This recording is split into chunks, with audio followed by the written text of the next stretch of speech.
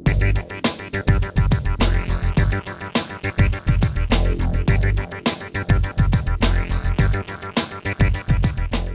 Expressão está de volta com o historiador Antônio Manuel Espanha. Professor Antônio, você é português, eu brasileiro. Que visão a historiografia portuguesa tem do Brasil? É uma pergunta interessante e que me leva para coisas que estão a mudar muito. Aqui há 15 anos atrás, talvez, havia uma retórica dos países irmãos e tal, mas realmente não havia uma historiografia luso-brasileira. Isto é, os brasileiros estavam a história do Brasil, às vezes para isso tinham que passar pela história de Portugal, e os portugueses faziam a história do Brasil a propósito da expansão portuguesa. Faziam a história do Brasil, como faziam a história da Índia, ou da África, dos vários ultramares portugueses. Bom, e de há uns 15 anos para cá, isso tem mudado muito. A presença de historiadores brasileiros em Portugal é muito grande. Desde logo isso percebe-se. A maior parte das fontes históricas, uma grande parte de fontes históricas para a história do Brasil estão nos arquivos portugueses. Isso leva os historiadores a irem lá. Não é tanto por causa dos historiadores portugueses, é por causa das fontes que lá estão. E, por outro lado, lá conhecem historiadores portugueses que não conheciam, porque os historiadores portugueses aqui eram mal conhecidos e os historiadores brasileiros em Portugal eram mal conhecidos. Tudo hoje está absolutamente mudado. No dia 4 começa no Recife um congresso de História que, segundo sei, eu vou abrir esse congresso, segundo sei, há 500 pessoas mais ou menos inscritas e de conversas que tive ocasionais, num dia que passei pela Biblioteca Nacional Portuguesa, de conversas ocasionais que tive, encontrei logo umas 10 ou 12 pessoas que vinham cá. Portanto, o movimento contínuo, por exemplo, na minha universidade, noutra faculdade que não é a minha, que eu sou da Faculdade de Direito, noutra faculdade que não é a minha, quase que de todos os 15 dias há um seminário de história da expansão portuguesa, mas eu diria que 60% dos intervenientes são brasileiros.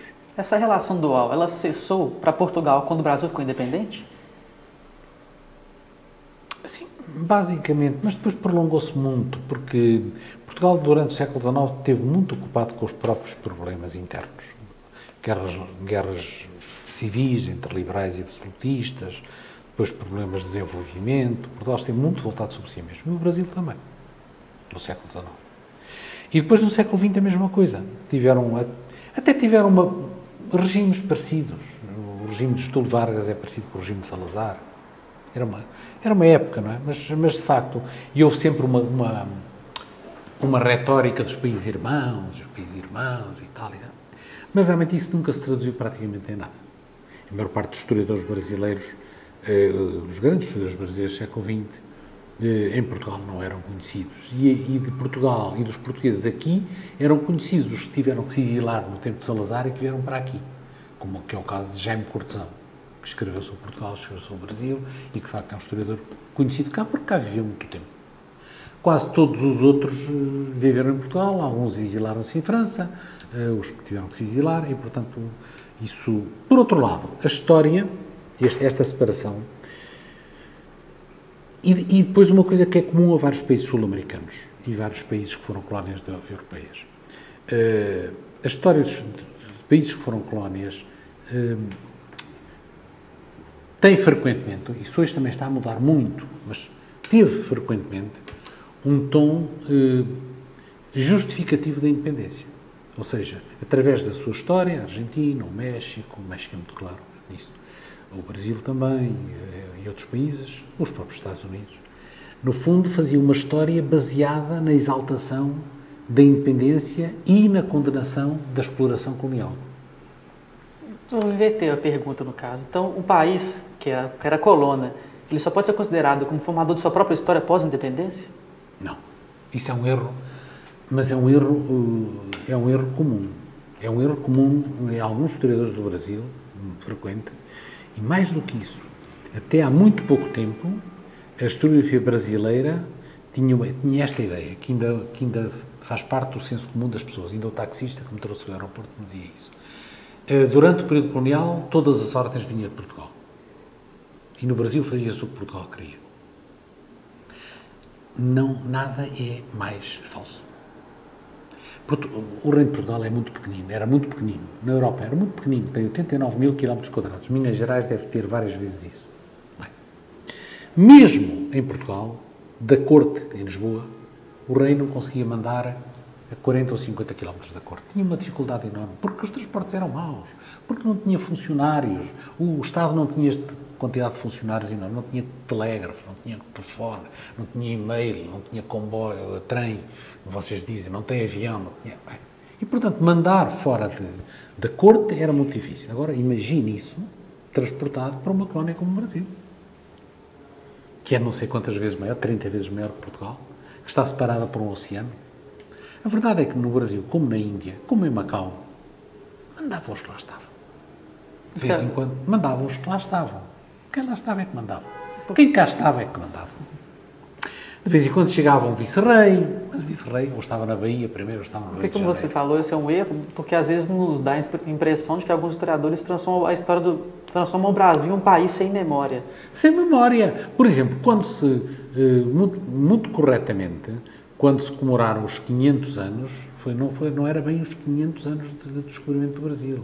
Eram os 500 anos do Brasil. E isso está correto. Porque o Brasil, já antes que tinha começado a constituir a sua história, a partir dos índios que cá estavam, não é? Mas o Brasil constrói a sua história fortemente nos séculos XVI, XVII, com as elites, primeiro com as elites coloniais, que muitas vezes são os atuais brasileiros. Quer dizer, a maior parte das elites coloniais não voltou para Portugal. Continuou no Brasil. E isso é a história brasileira. O que se passou em Minas, o que se passou em Olinda, o que se passou no Recife, o que se passou aqui em Ouro Preto, e tudo isso hoje está muito estudado, mais tarde no Sul, o que se passou em São Paulo. Os paulistas eram completamente independentes.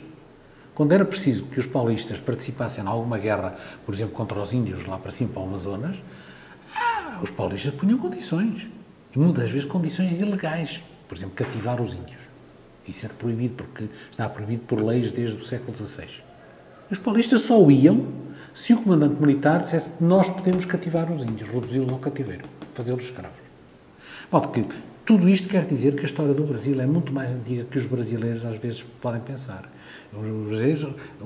Alguns historiadores brasileiros jogam nesta dicotomia, nesta oposição entre colónia e depois independência. E não é verdade. A independência para o Brasil, de resto, é uma coisa, é um facto, a meu ver, um facto menor. O rei já cá estava. Dom João VI já cá estava desde 1808. E antes de já cá estar, não estava cá o rei, mas as populações que mandavam cá já cá estavam. Os paulistas já cá estavam. Os cariocas já cá estavam. Os mineiros já cá estavam. E a maior parte, se lerem um bocado de história do Brasil, sabem que a maior parte do destino, ou na maior parte dos casos, o destino de um juiz real que chegava a Ouro Preto e começava a ver se toda a gente declarava o ouro e não sei o quê, punham-no na mula e mandavam-no para o Rio de Janeiro outra vez. Se não, matassem logo ali no caminho. Isso acontecia na Índia, acontecia em Macau também. Professor, a gente queria agradecer. Infelizmente o tempo acabou, de que poderia continuar essa conversa durante horas. Muito tempo. Mas vamos agradecer a presença no Expressão. Eu é que te agradeço. Muito obrigado. O Expressão de hoje fica por aqui. Para fazer críticas ou sugerir temas, o e-mail é expressão@unibh.br e o telefone é 3207-2919. Até o próximo programa.